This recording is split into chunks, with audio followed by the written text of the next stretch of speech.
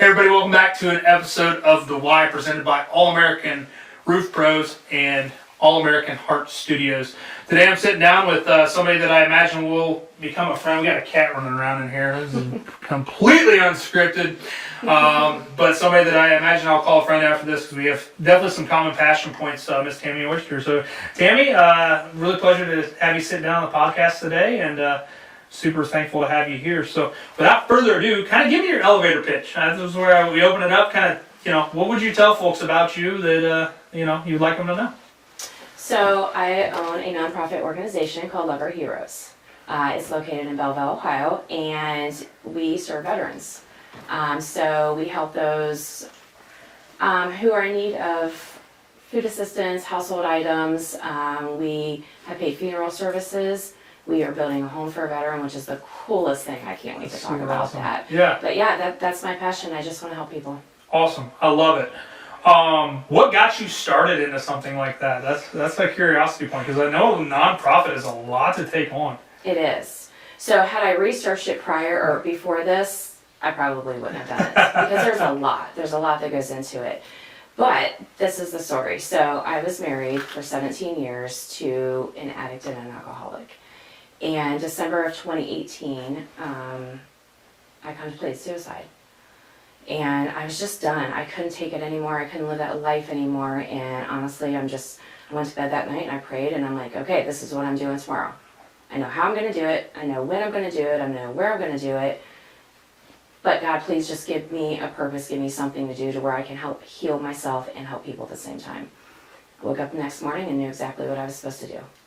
I had $690 saved. That was my exit money, is what I was calling it. And I took that and I rented my first place and started selling my own items. So it wasn't supposed to be a business. It wasn't a nonprofit at the beginning. I was going to raise money and give it to the American Legion in Bellville is what my plan was. And then it was crazy how many people wanted to support what I was doing and help veterans. And I'm like, okay, this might be a thing. So we applied for a nonprofit status and we received it in June of 2019.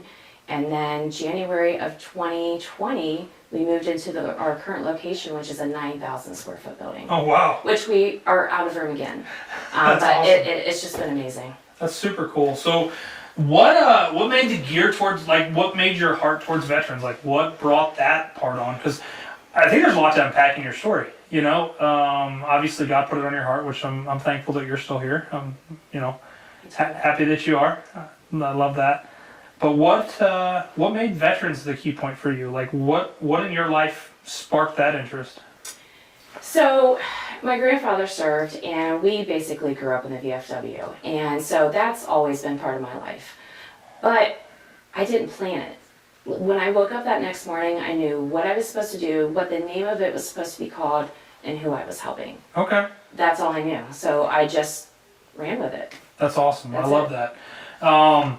So your grandpa, what branch of the military did he serve in? In the Navy. Okay. Well, World War II. World War II. Yep. I was going to say, my grandfather served, not to date you, because I know we aren't supposed to do that with ladies. But my grandfather was in Vietnam. He was on the Sheldon and the Lexington. And then we've actually got a long lineage of service members. My brother was in the Navy. He didn't do anything. He'll tell you that. He works here. He ran the office. And my uncle was in the Navy as well. So I got a strong attachment to the Navy guys. And then my grandfather was actually, my great-grandfather was in the Army Air Corps during World War II. So he was a pilot during World War II. And my grandfather, my step-grandfather was in the Army. He was actually drafted. He was part of the class that in Vietnam, everybody's like, oh, if you're in college, you're not getting drafted. No, he was in ROTC, and they shipped him off to Nam and all that good stuff. So I definitely have a big spot in my heart for veterans. That's why I'm super excited to do this episode, because I know, obviously, it plays a huge role in your life, It does. What's the coolest thing that you've been a part of since you've been doing the nonprofit? Hearing the stories. Yeah. Talking to the veterans and just hearing what they have to say. So it just is so amazing to me that someone would sign that paper knowing that they may not come back. Yeah. And we take that for granted. We do. And especially the gentleman from World War I, World War II, these guys were treated horribly. And most of them didn't have an option. No, they had no option. They did what they had to do, and that's just what it was. And so now it's, this organization shouldn't exist, okay? Let's just get into it. Yeah, They should be taken care of when they come home. 100%. There should not be any homeless veterans. There should not be anybody asking for food assistance. It is disgusting to me that we have to do this, but that's what we have to do.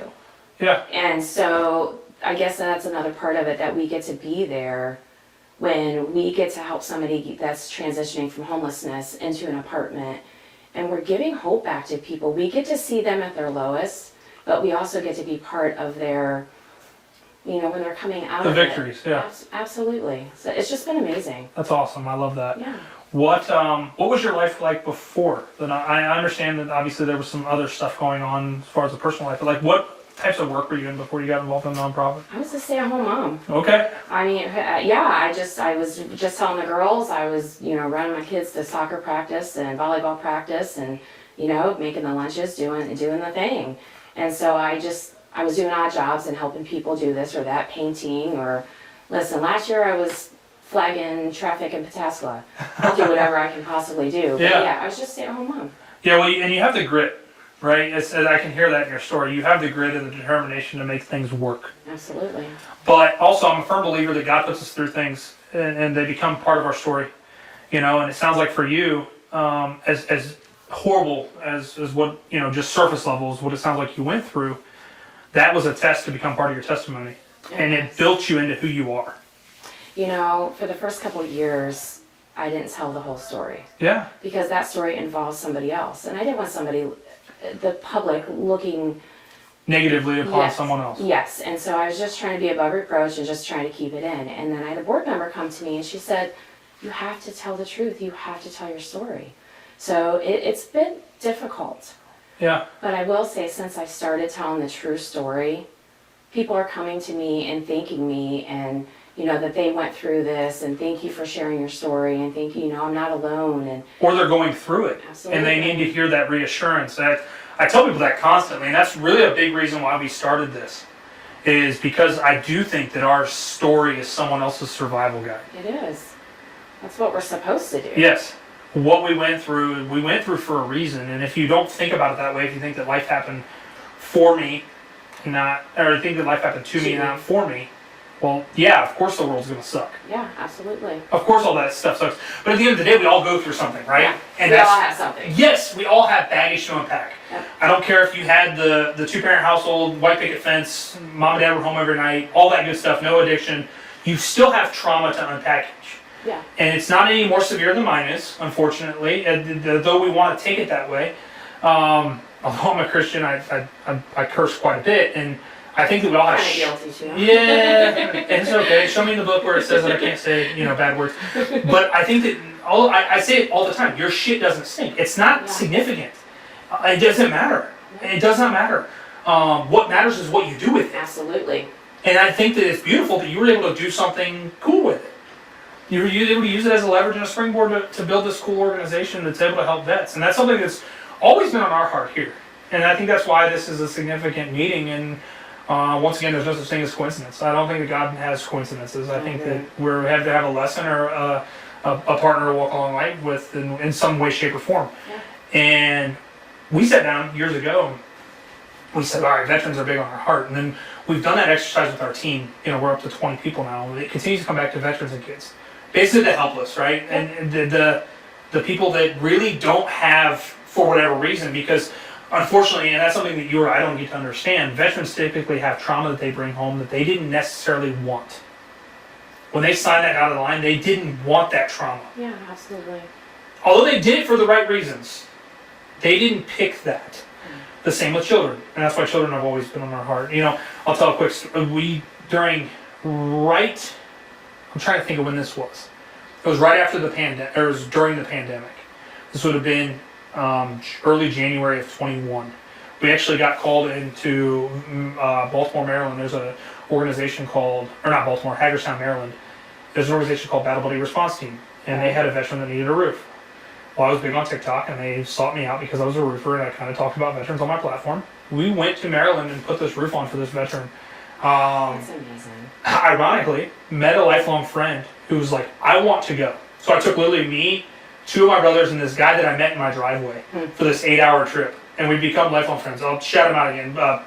He's a veteran. Brad with Red Beard Seasonings. He's Brad Polachek. Okay. Awesome individual. Yeah. I'll make a connection for you because they're doing some really cool stuff over there too. But although we were helping that person, this was a lesson for me. I learned this kind of the hard way afterwards.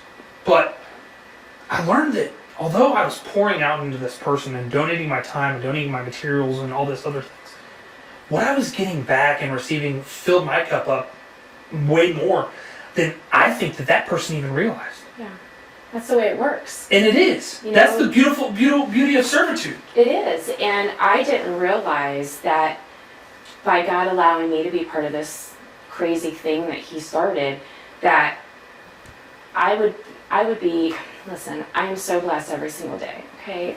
There are stories. We had this lady who was living in a domestic violence situation, and I believe she was in Washington. And I don't know how she ended up in Mansfield. I don't know how she ended up with our phone number, but she did. I literally met her at Walmart on Possum Run, gave her $300 in order for her to get her and her son, enough gas to get her and her son where they were trying to go.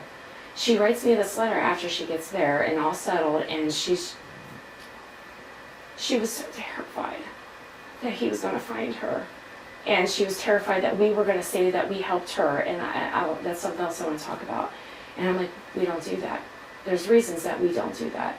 And there's so many stories and there's so many things, but we don't advertise on our Facebook page all these veterans we help. Yeah. We don't take pictures. I've been in that place. I've been where I've had to go to a food bank, and it's embarrassing, and you don't want people to see you, and you're just trying to get through that day and get through that meal. 100%. I don't want somebody to take a picture of me when I was in that position. No. So I wouldn't do that to somebody else. No, it's a struggle point though, right? For you guys, it has to be, because that's where nonprofits are hard. It is. Because you're in it for the right reasons, right? I think that wholeheartedly you guys are. I'm a very good judge of people. Literally, we met when we sat down in the chairs. But you run into where if you have to speak about what you're doing and tiptoe around the fact that you don't want to tell who you're doing it for. Absolutely. That's where it becomes difficult. Yeah. People want to see that on our Facebook page. People want to know what they're giving their money to. And see that it's positive, right? Absolutely. So we have to go around that. And so we have to say, okay, we've helped.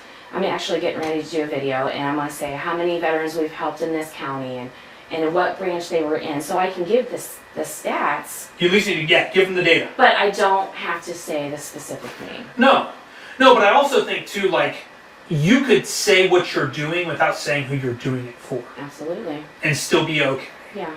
It's working. Listen, you guys clearly are doing some good things. I mean, busting at the seams at a 9,000 square foot building. We've got 10,000 square foot here, and I can only imagine when we end up growing out of it, right, as a business. But to do that as a nonprofit is absolutely insane to me, because I know what capacity that takes. Yeah, it's a lot of hustling. It is. There's a lot of hustle involved, which is awesome. I'm proud of you guys. Thank you. I really appreciate that. I've got a lot of good people around me. And that's the key to running a business. It is. A nonprofit's still a business at the end of the day. It is. Whether it's all volunteer driven or not, it's literally a business. That's the part I don't like about it. I just want to help people. I don't want to do all the office stuff and all this, all the legal stuff, all the state stuff, the government stuff. I don't want to do all that. No, nobody does. We do. Nobody goes into business or a nonprofit and goes, you know what I really like? Paperwork. Yeah, absolutely. I like taxes. Absolutely. Like the tax professionals maybe, but not me. Yeah, me neither. No, that's awesome though. Like I said, it's really cool what you guys are doing. Tell me more about the family life. Like, you said you got some kids. What's that look like for you as mom? I want to know about you as mom. Okay, so I have an older daughter. She's 26. Okay. And 2 grandbabies, 2 grandsons. Congratulations. Thank you. My youngest daughter's getting ready to turn 18. She's getting ready to graduate high school, and I'm hoping that she eventually takes over for me. And she's got an art for it. Yeah. That's awesome. Yeah, she's amazing. And I'm actually getting ready to get married. I'm Well, getting married on the congratulations. 25th in just a couple weeks, so I'm excited. This will be out by the time that happens, so you'll be have a different last name. Yeah. Yeah, I will. So yeah, listen, I just work, you know. I spend as much time with my kids as I possibly can, and everything else is just work. How have you found that? Because obviously, I imagine, especially in the early years, it was a very demanding thing, and obviously, you know, I'm tracking that back. Your oldest daughter would have been 18. Your youngest would have been 13 when you guys started. Mm-hmm. How did you find that balance when you were starting this thing out? To balance those two, especially with making a major life decision as well while all this was happening. How did you balance that? How did that work? I can't explain it to you. All I know is I've made myself, if I'm with you, my phone's off, my attention's on you. The emails can wait. Be present, because I can't get that back. No. You know, and there's only 24 hours in a day. Yes. And what you spend your money on and what you spend your time on is what the most important thing 100%. is. And so yeah, I work a lot. Don't get me wrong, I work a lot, but when I'm at work, I'm at work. When I'm home, I'm home. That's what I tell my team constantly. I'm like, be where your feet are. Yeah, that's Just great. be where your feet are. And it's hard, because obviously in today's world, I don't know where my phone's at, I have no idea. But I was going to pull it out and, oh, here it is.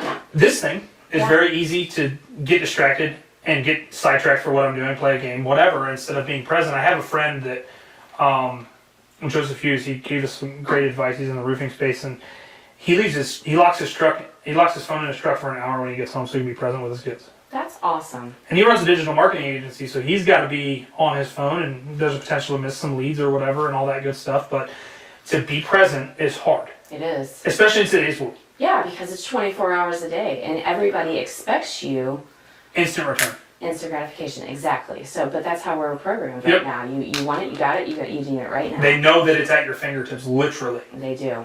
Literally. Yeah, and that's hard. Like, I tell my wife all the time. So my wife and I met in 21. I started the business in 18. So we were kind of already through all the BS by the time we met. Like, she didn't see the 100 hours a week, $0 paychecks, all that good stuff. Yep. And I'm blessed because, you know, she also understands that there comes a time when I've got to hunker down on business and focus on business. But I'm like you. I try to be present when I'm with people, especially people I care about. But just in general, like you said, this is our most valuable asset, time.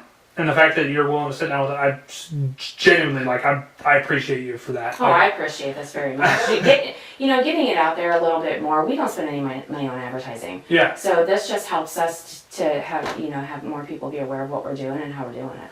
Yeah, and for sure, we've got to have some meetings. I think that there's some things that I can help with. I'm a genuine believer that once you can run any business, once you can run one business, you can run any business. And I think that we all have valuable things that we can give off of one another. Even when you're in a room where you feel like you're the dumbest person, which is a great room to be in. Right? It's a fantastic room. That's the room I want to be in. Yeah, you can still add pluses. Dr. John Maxwell talks about in his books.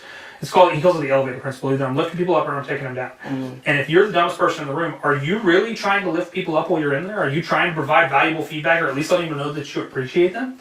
Right? So I think that we can, for sure, I think this relationship between us and you can be extremely valuable, the two organizations. Tell me some more about some current projects. I know you said you're building a house right now. That's something that's super exciting. I can see your face light up about I cannot wait. So I have to tell you a story. Is it okay to tell you a story? Of course! Okay, so this is so cool.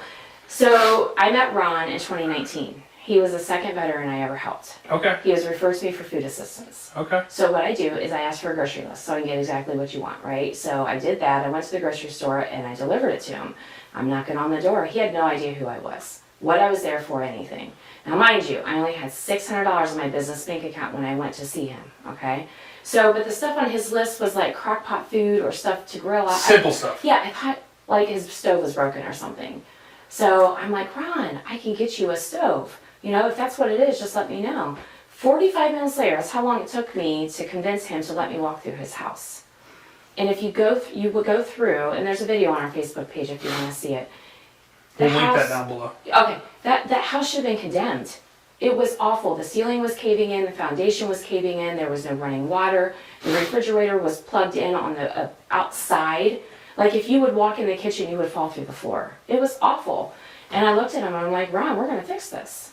And he said, okay. Just you know? blind commitment. Absolutely. And I left there and I'm like, How the hell am I going to fix that's this? what I said, what am I going to do, right? And so I just started. I started calling people. I called a couple contractors, have them come out and give me an estimate what they thought they could do. And they're like, girl, we can't, because I thought we could just rip off the kitchen, right? I've never built a house before. Yeah, you just, like I said, blind commitment. Right? And they're like, no, we can't do that. And so we have been hustling and fundraising and talking to anybody who will listen and to get everything that we need to build this house.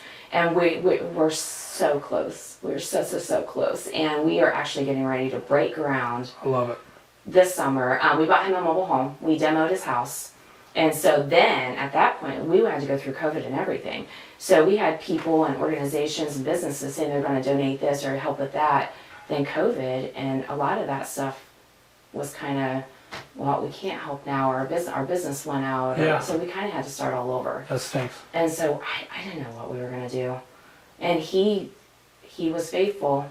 Yeah. And I don't know why he trusted me, but he trusted me. I love that. And so we demoed his house, we bought him a mobile home, he's been in there for a couple years, and now I can say that we do have enough funding to start this project. At least get it so moving. that's what we're doing. What, I got a question for you. I'm going to put you on the spot. Okay. Where are you at with the roof and the siding? We still need the roof and the siding. The roof's already done. I'm committing to that right now. We're going to try to work with Owens Corning. They do Roofs for Veterans project that they have directed. We've actually already made the commitment in leadership 2 weeks ago. I wasn't here last Friday. We made the commitment in leadership to we're going to donate that. That's already spoken for. Thank you. Don't even worry about it. I'm trying to hold it together. Yeah, don't cry on me now. And we will try to help with that project as much as we can as a company. I genuinely, it's been hard for us. I'm gonna tell a story. I did that roof in 21, because COVID had already happened. I did that roof in 21 in Hagerstown, and we had already said that veterans were a good point for us. We did a roof for Mr. Kinnison in 22, I believe, 23, early 23. And we consistently wanted to donate a roof to a veteran. Here's my dilemma. So I did that roof with Battle Buddy, and then they called me again. They said, we got a gentleman that needs a roof. And I run into, this is a little personal for me. I run into the vetting process. This isn't a knock at this gentleman, but I went to Pennsylvania. I'm like, cool, we got another roof with these guys. We love what we did there. Like, this guy literally had nothing. Like, he had his van plugged in his driveway. Like, they had donated, and it was a mobile home. Like, he was living well within his means, stuff like that. And this isn't to say that people don't need help. I don't want anyone looking at me at home thinking that I'm just a big asshole.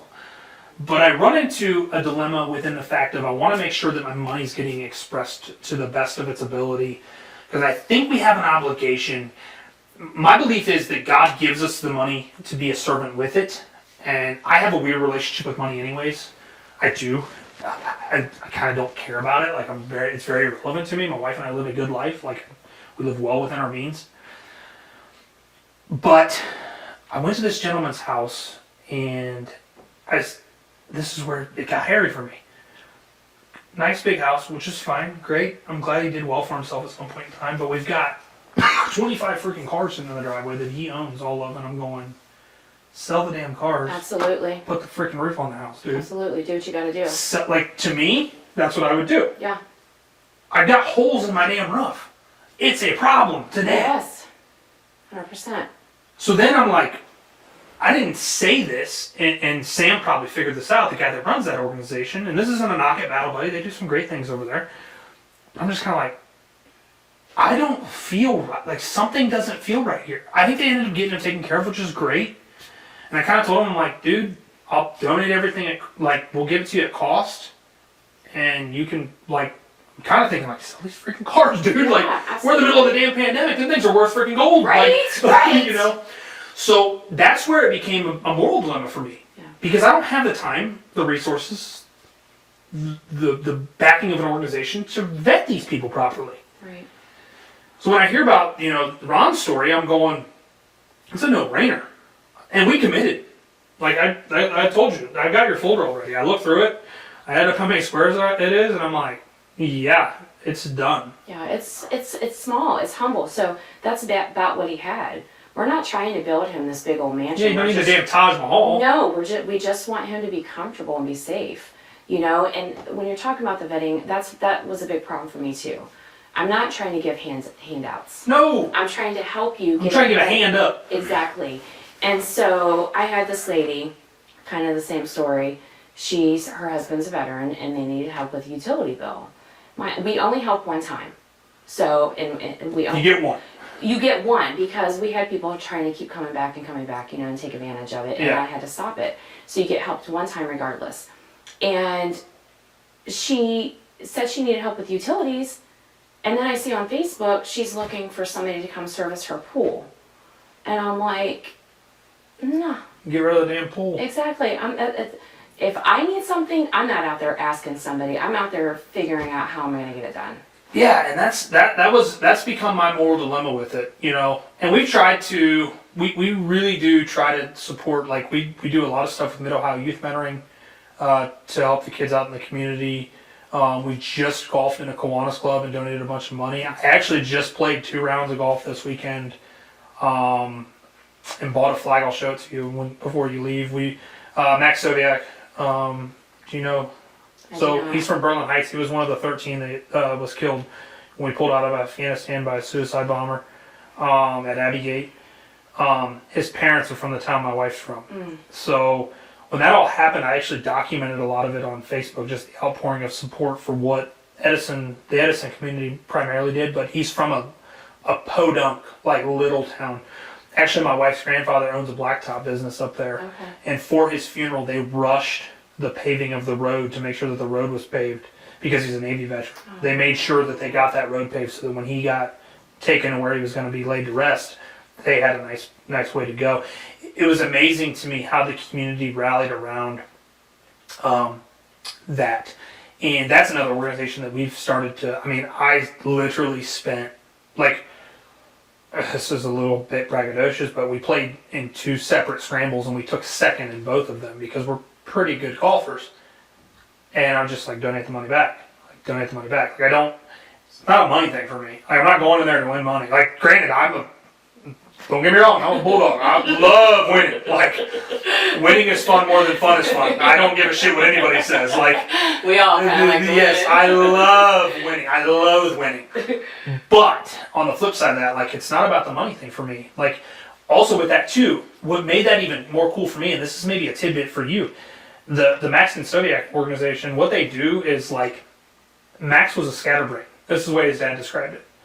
He literally changed his mind constantly. So the organization doesn't have one thing that they focus on.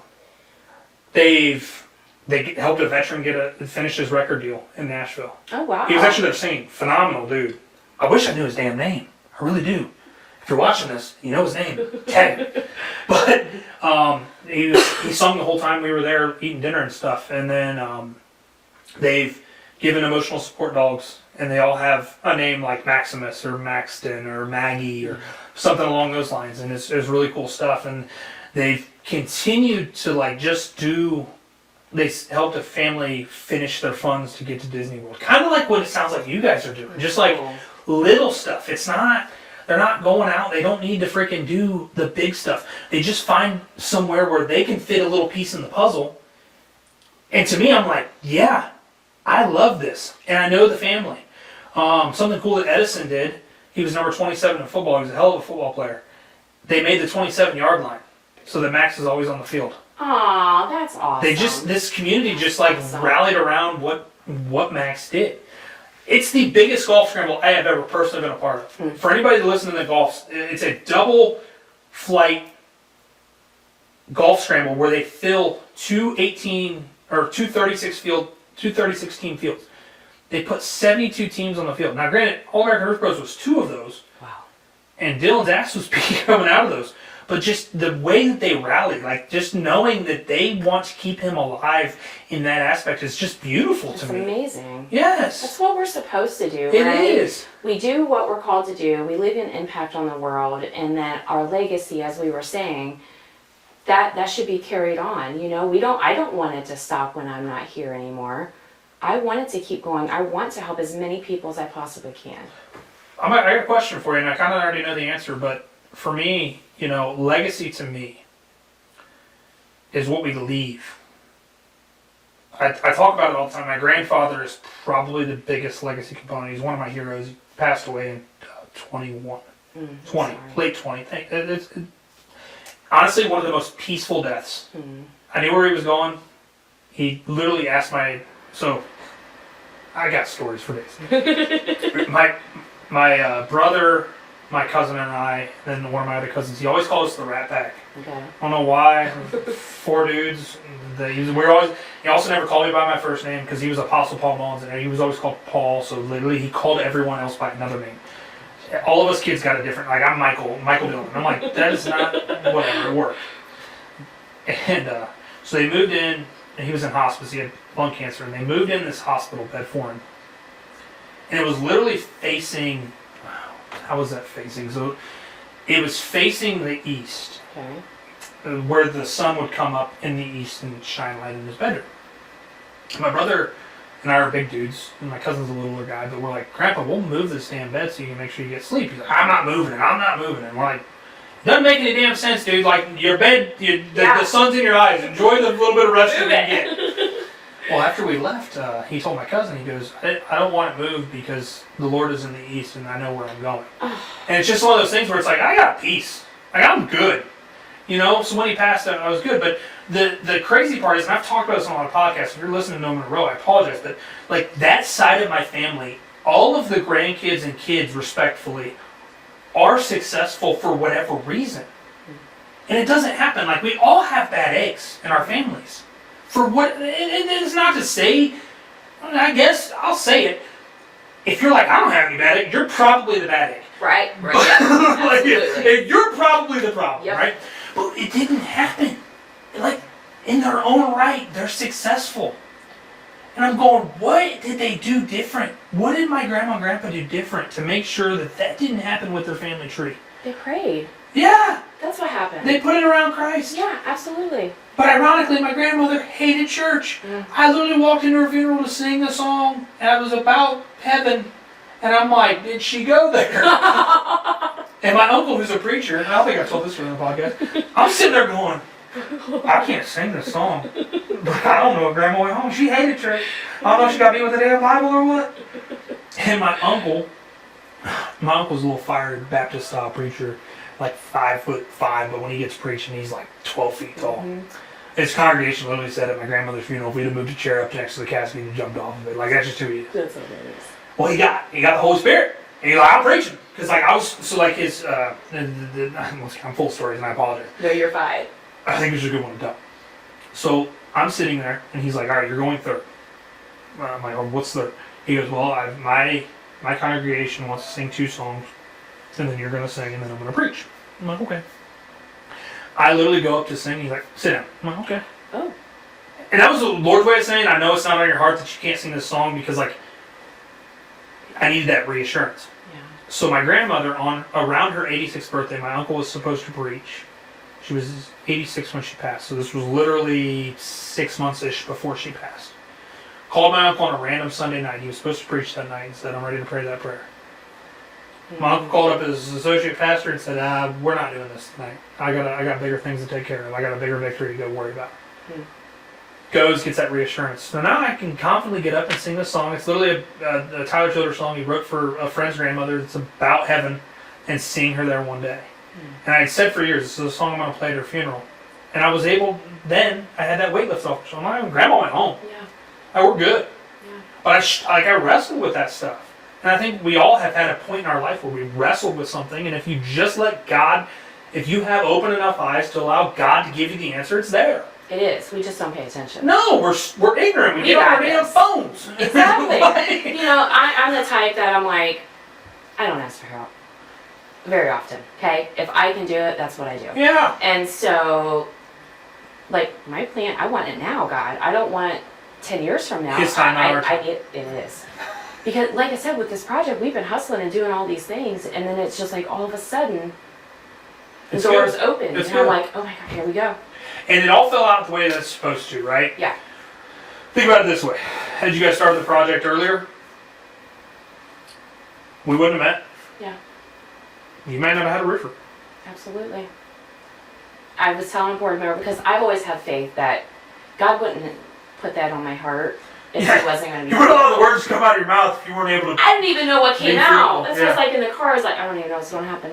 But I'm like, we're waiting on the puzzle pieces. Yep. We haven't met everybody that we need to meet because it's not just our journey. Yes. It's everybody who's involved in this. They're part of this. You just gotta get all the puzzle We pieces. just got to get everybody together. I love and that. it just feels like everybody's coming together. I love It's that. amazing. What in 5 years? Where do you see yourself? So it's been placed on my heart that there's supposed to be a Lover Heroes in every town. Okay. So my goal is to first get this house built.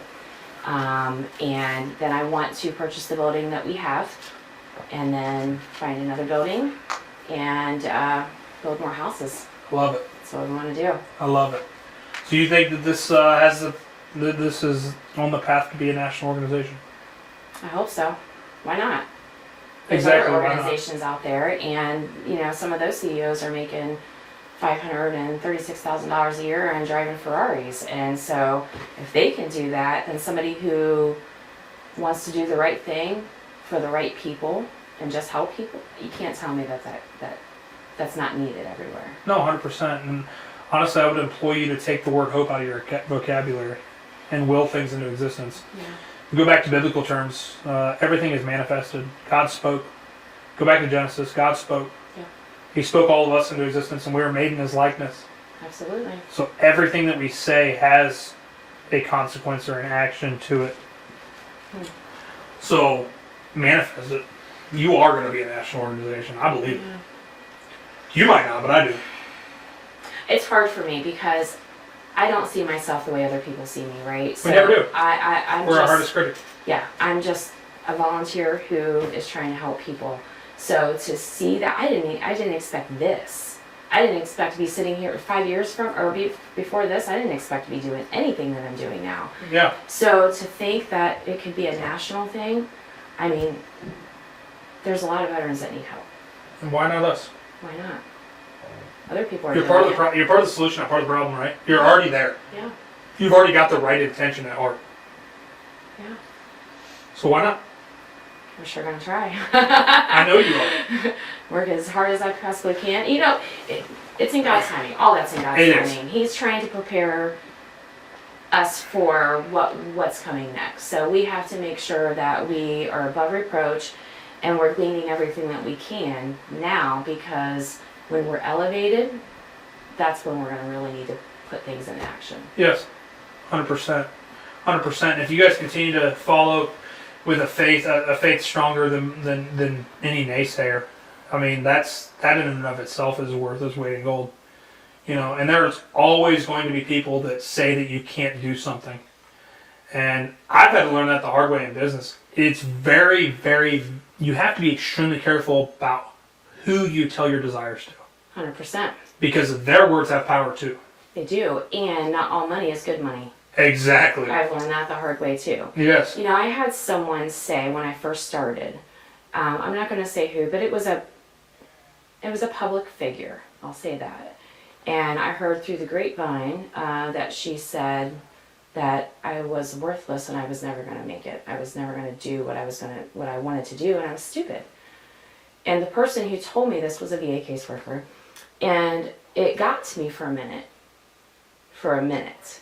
And then I'm like, okay, well, let me just show you. I'll show you, mofo. Yep, absolutely. No, I think we all have people like that in our life. Yeah. And we should. We should, because that fuels us, right? It gives us the little push that we might need at that time to get us where we're supposed to be going. I literally love my haters. Mm-hmm. I do. I don't love them, but... Oh, no, I love them. I love them. I embrace them. Like, if you tell me I'm not going to do something, then I'm going to do it faster than you thought I was going to do. Absolutely. Like, I think that's, as a leader especially, like, you have to embrace that. Because regardless of where you start to put your floor, when you break through your ceilings, because that's where it happens, right? As we break through glass ceilings, those end up becoming our floor. Absolutely. And then we have a new metric set. You're going to find more people that dislike what you're doing for whatever reason. So why not embrace them? Why not love on them? Why not pray about them? Hey, whatever's on your heart, dude, good for you. Yep. I feel bad for those people. I do. Really. I mean, are you really going to sit there? We had a lady who, because we have our rooms in our thrift store separated in different sections, and she wrote a little, I can't think of the word I'm thinking of, a review, and she said, oh, I think it's great what you're doing, and it's okay, but, because we have a men's room, and she's like, but not only men can go in there, other people could go in there too. I work with tools, and I'm like, I'm sitting here, I'm like, are you, okay. We don't mean it like that, right? We're just categorizing the sections in a thrift store. That's all it is. If you think for a minute that we were created to be equals, I cannot bear a child. I can't. Right. So unfortunately, yes, there are things that are naturally and inherently going to be masculine and going to be feminine. Yeah, that's just a reality. So why the hell are your feelings hurt for other people? Yeah. You should be productive. Go be productive. Go do something. If all you have time to do is leave a damn Google review about, we had a men's section on our damn, what are you doing with your time? Right. And how in the hell is that productive? Right. It's not. Get out of the house. Yeah, like what are you Get doing? in this world. Come do what we do. Yes. And people who say things, which I'm going to be honest, we have a lot of supporters. People are fantastic. Yes. But there are a few, and it's like, I had a lady who sent me an email. Mind you, I do all of it, right? So if I miss an email, I'm sorry, I'll get to it when I possibly can. But she's like, because I was asking for volunteers. And in this email, she said, well, you must not need volunteers that much if you're not responding. And I'm like, listen, I'm trying the best that I can. I'm only one person, right? And we do need volunteers, obviously.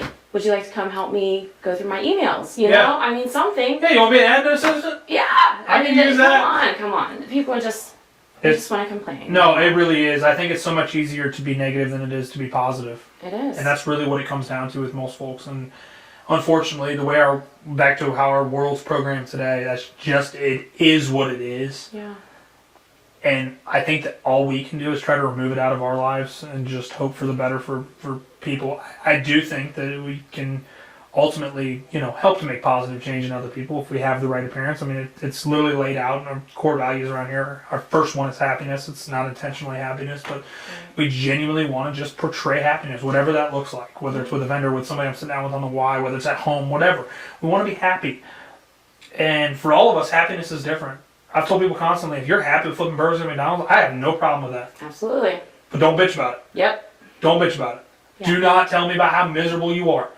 Because we were all dealt the same hand. And I've been to Africa. I've seen those people over there. Mm-hmm. They don't have things like we have. So don't tell me that you can't be a conductive, productive member of society with all of the tools that we have, all of the things that we have as resources. You can do better. People just choose not to. People want things handed to them. They're not willing to work for it. 100%. And so, yeah, they just want to complain about it. In America, we live in a world of abundance, and I'm more worried about what TV's hanging on my wall than I am about how I provide for my family. Yeah, yeah. I'm just being honest. Once again, like we were talking about, going back to vetting people. Yes. It's easier with us because we get the referrals from the VA. Or different VA organizations. Where they know there's a need. They already know who they are. We don't have to get their DD-214. We already have copies of all that through them. And they know their situation. They know them personally. So that's why we do what we do. And, there are a lot of people out there who play the system. Mm-hmm. And we have run into that too. I was getting ready to ask you, what level have you seen when it comes to entitlement with things like that? Because I think... And this is not me knocking anyone. This is me honestly being the devil's advocate. I do think that there naturally has to be a segment of the population that becomes entitled in that realm. Yeah. Statistically, it just has to work that way. I'm a guy that deals with numbers. That's my go-to. Yeah. How often? I mean, that's good that you guys are working with a good organization like that, and that gives people peace of mind when they're, contributing to what you guys are doing. Yeah. What have you guys? Tell me. Give me a story. I want to hear a story. There's one that came to mind. I could already see it in your head. Yeah, there was this gentleman who desperately needed a vehicle. Right, that's what he was saying. And we have donated 4 vehicles. People have donated the vehicles to us, and then we donate them to veterans. And he just needed it. Long story short, I found out they just wanted a second vehicle. And I'm like, I did not have a vehicle at the time. There was, the girl that used to work for me actually started a GoFundMe to raise money to get me a car. And this was happening all at the same time. And I'm in my office bawling because I don't have a vehicle, and this guy is wanting us to give you a second vehicle. To do a second vehicle, and I'm just like, come on, you guys. Yeah, and that's where it gets hard. That's where it's honestly hard. Like, that's what has probably deterred me the most from starting a 501(c)(3). One is the time. I genuinely just don't have the time to dedicate. And that's a lot of time that you have to invest. Yeah, and that I would have to find the right person, but also too, like, I would feel absolutely horrible if we took someone's money and they gave it to the wrong person. It's gonna happen. It does, but what we do to try to combat that is I pray about every situation. Every referral that comes through gets prayed over. And then I wait on that decision. Yeah. And then I move forward. And sometimes it's a no. Yeah, and it has to be. It has to be, because I have to, the money that is given to us is so special. Every single penny matters, that I want to make sure that we're spending on exactly what we're supposed to be spending on and what we need. And if I'm giving it to somebody that doesn't need it, then you're literally what am defeating I the purpose. I am. Yeah. I am. No, I think it's a really good point, to think about it that way. Yeah, it's tough stuff. It is tough hard, stuff. and there's a lot of people who, like, they know the system, right? And I know The system's broken. It is. Let's just be honest. Let's be upfront about it. Let's just get clear here. It It's is. broken. The government is, and I'm not trying to get political here, I'm talking about veterans. Veterans shouldn't need anything. Okay? They shouldn't be in the positions that they are in. Mental health, PTSD. Yeah, it just got classified. That's crazy to It me. just got classified. There was a gentleman, I gotta tell you a story about this gentleman. His nickname was Red. And he was, I think he was in his 80s, 82, 83 when he passed away. And he dealt with Agent Orange. He lost his ear. They removed his ear. Then it started with his toes, then his up to his ankle. Then he ended up losing his whole leg. He had been fighting to get this money that was supposed to go to him 10, 15 years ago. He'd been fighting that whole time. They owed him $150,000, I believe. Which to the U.S. government's like us giving 3 pennies out. Exactly. He passed away before that came through. I literally just met a vet yesterday, Vietnam vet. We're doing an insurance claim for him. Literally just talking about Agent Orange. He's got 2 catheters in his legs because it affected his heart. I don't know how any of that stuff works, but he literally said it. They classified it as it has to do with Agent Orange.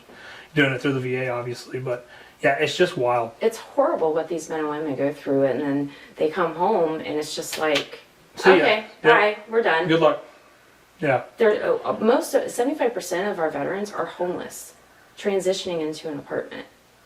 Think about that. That's disgusting. It is. We serve 11 different counties, and it's the same in every single county. That's just wild. It's horrible. It's wild. It shouldn't be like that. No, not at all. And I'm in agreement. I'm going to do everything in my power. You have my vocalized voice right now. I'm going to do everything in my power to make sure we help you guys as much as we possibly can. I appreciate that. Thank you. As we wrap up things here, I'd like to open up the last few minutes. If there's anything that we haven't covered that you wanted to cover, the floor is yours. All right, I had to write it all down. Though. No, you're fine. So I just want to tell you how many veterans we helped and what the counties we Perfect. serve. I love it. So far we've helped 359 veterans, which is crazy because I did a video when I first started, and on this video I helped 12 veterans, and I'm like, I'm so excited. 12, yeah, that's awesome. I love this that. This is awesome, and we're over $121,000 so far. That's of awesome. what we've been able to do, and so these are the counties that we serve. It's Richland, Ashland, Morrow, Knox, Crawford, Franklin, Marion, Wayne, Huron, Harding, and Volusia, Florida, which is a crazy story too. But we are definitely in need of volunteers. That's another thing I do want to say. We need volunteers from the ages 10 and up. Okay. We have an ice cream shop, a cafe, a donation center. Our donation center, you kind of have to be able to lift. We're getting furniture and all kinds of stuff, so we definitely need muscles there. And then in the lobby. So if you are interested or anybody's interested in volunteering, please get a hold of us and message us on our Facebook page or call the store, and we would love to get you there. We're desperately in need of help. And then folks can donate items as well, just similar Absolutely. to a Goodwill? Yeah, absolutely, except Or for clothing. A VOA? Okay. Yep, so any household items, no beds, no mattresses and box springs, and no clothing. Okay. Anything and everything other than that, pretty much. So I think it would be a wiser choice. You know, we've heard the horror stories of Goodwill, and I think Goodwill does some good things. I don't want to knock them and get a lawsuit attached to me or anything. But for our local community, I think it would be much wiser if you have large items to, for sure, at least consider donating to you guys. We'll get some links and drop them down below. Make sure that we get those out. Looking at Jen behind the scenes, we want to make sure that we get those for you guys. Also, feel free to like and share. I can tell you this much as well, because I'm a big believer in manifesting. We're going to put on a golf scramble together, raise some good money that way. I've continually wanted, like literally, I just was having a conversation about putting on a golf scramble. I think this is a good organization to back to do that. We're going to help you organize that, and I think we can raise some good money that way and really leapfrog you guys as far as that goes. So be on the lookout for that. I'm going to try to get that thing organized before we even get this thing dropped. So the link is down below. Register your ass. Otherwise, I like to manifest. Jen's looking at me like, you are crazy, because I'm the one that's probably going to have to do it. But otherwise, I really do appreciate your time today. Genuinely. I think this was a really good conversation. Hopefully you guys got something out of it today. As always, I think that if you listened and you didn't, then that's on you. Want to continue to thank everybody that decides to support podcast organizations like what these guys are doing. Anything at all. You're helping to elevate people to a degree which they thought, they couldn't get to. I think that what they're doing, what your organization is doing, is helping people at their lowest. And a lot of times people that have been at their lowest know what that feeling is like, that lost hopelessness. And to know that money's going to a good cause makes that even better. So, thank you guys for listening. Thank you guys for watching, however you consume this podcast. I encourage you to figure out how you can help in your local community if you are abroad or afar, or if you want to help here local in Mansfield, if you're local in Mansfield. I think that this is a great organization to help. As we go about it, you guys know what the tagline is. I want you to continue to ask yourself, what's your purpose? We'll see you.